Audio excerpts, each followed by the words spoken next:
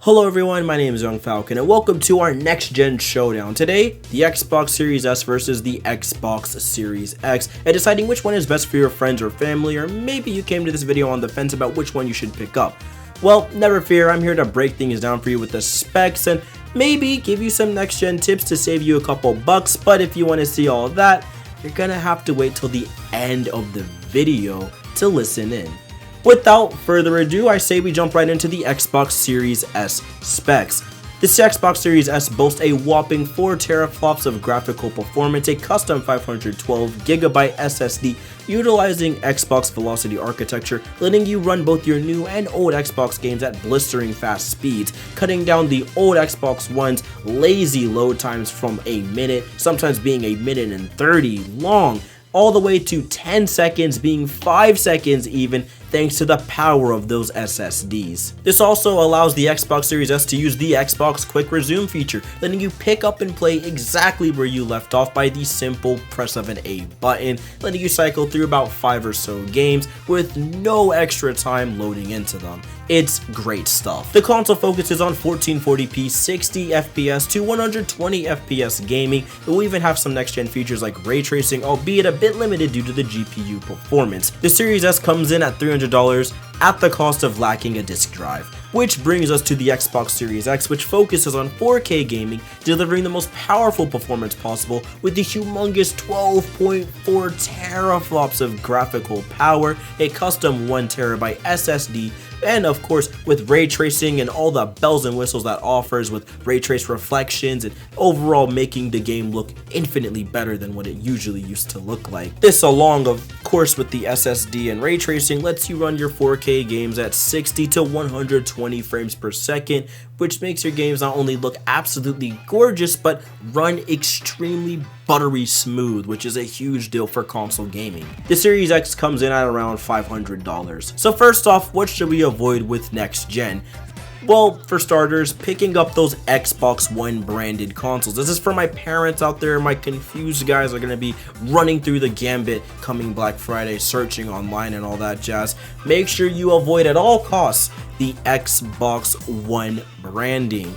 These consoles usually range from $300 to $500, being that with the Xbox One S and Xbox One X respectively, and it, as you can tell, costs the same amount as the Series S and Series X. So if you don't want to waste your money and have to upgrade all over again come next year, make sure you look out for that Series branding on the Xbox labels. You're looking for the Xbox Series S and X, not the Xbox One S and X. Okay guys? What if I owned an Xbox One last gen? Will you lose all your games? I know some of you guys might be asking. Thankfully not with the Xbox One at least. The Xbox Series consoles are going to be backwards compatible with a slew, almost I think 1,000 or something crazy like that, of Xbox One games, along with letting you still play your Xbox 360 and original Xbox titles. That's right, 3 generations of Xbox, all playable by just popping in a disc or downloading it off the Microsoft Store. This is absolutely massive, and yes, you even get to play them with some enhancements via the Xbox One X or delivery service that we previously had on the One X. So the Series X will get enhanced versions of those games too, which is awesome to see. Wait a second, I know some of you might be asking, games have been going up in price. I've seen the PS5 games are $70, what about the Xbox Series? Unfortunately, that is true as well. I know not everyone's happy with spending an extra $10 from the already $60 to $70 price tag, but that's just the cost of next gen. It's much more graphical power, it's a lot more bells and whistles moving, and developers gotta get paid. So I understand where you're coming from, but thankfully Microsoft has you covered with Xbox Game Pass. Xbox Game Pass lets you play any Xbox exclusive day one, along with a slew of other third-party titles, including games like EA Play titles, all for the low price of $24.99, or usually for newcomers starting out, wink wink all my new console owners out there, $1 to start out the month. This is an incredible deal, letting you play a wide gambit of all sorts of awesome games, from action adventure to RPG to first-person shooters. You guys get the gist. All on the Xbox series of consoles. And of course, if you have a Windows 10 PC, you can carry that Game Pass Ultimate subscription all the way over to there via the Xbox application. So some of you might be asking, what about those cross-gen titles? Games like Watch Dogs Legions, Assassin's Creed, Cyberpunk, will they have those free next-gen upgrades? And thankfully I can confirm they will. Through Xbox Smart Delivery, all you have to do is download or pop the disc in once again to instantly get access to all those next generation features. Ray tracing, 4K 60, all of that. All you have to do is put your disc in. How insane is that? And from there, you're thrusted off into a wonderful world and ready to play with all those brand new bells and whistles with no extra costs. You mentioned something about an SSD. Will my old Xbox One hard drives work on these series consoles?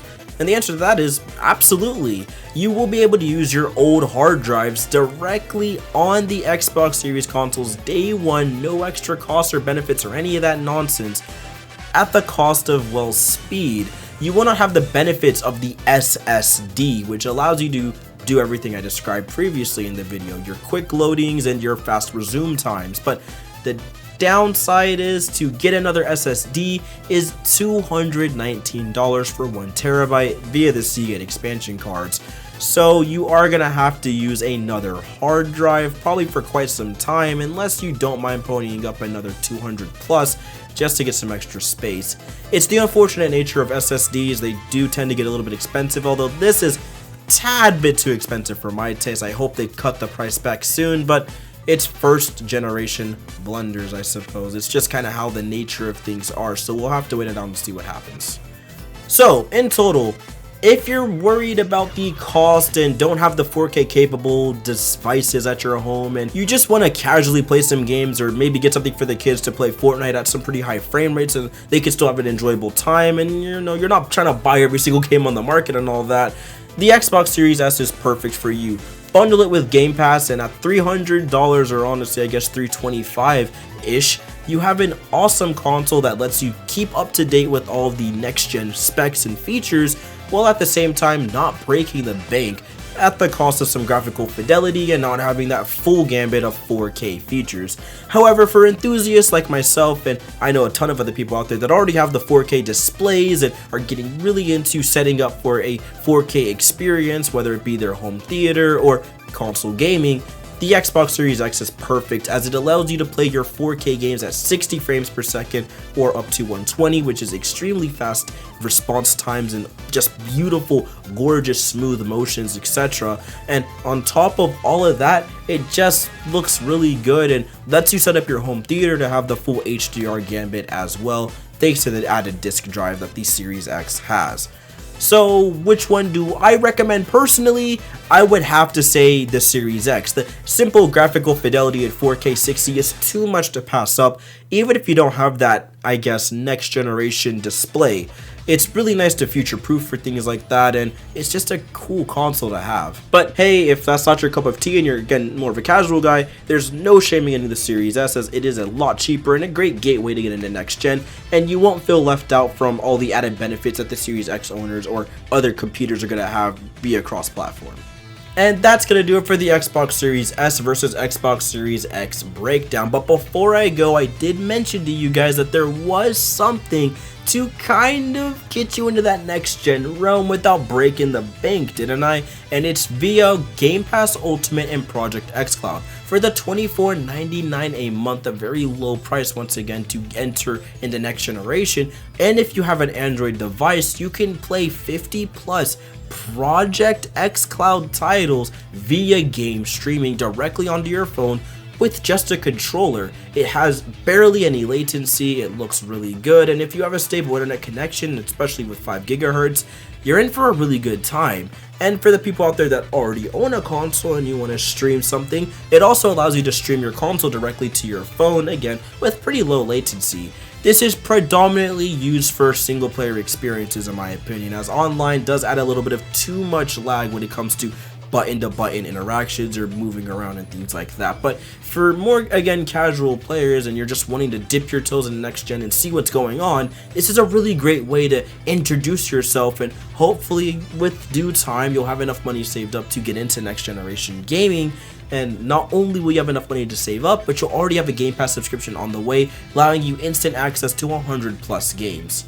So without further ado, that's gonna end the video. If you guys enjoyed it, make sure you leave a like, comment, and subscribe down below, and check off that notification bell to make sure you keep it locked here with next gen tips, tricks, and most importantly reviews, so you could save your hard-earned cash and make sure you know exactly what to get come this holiday season, thanks to the content we're providing on the channel.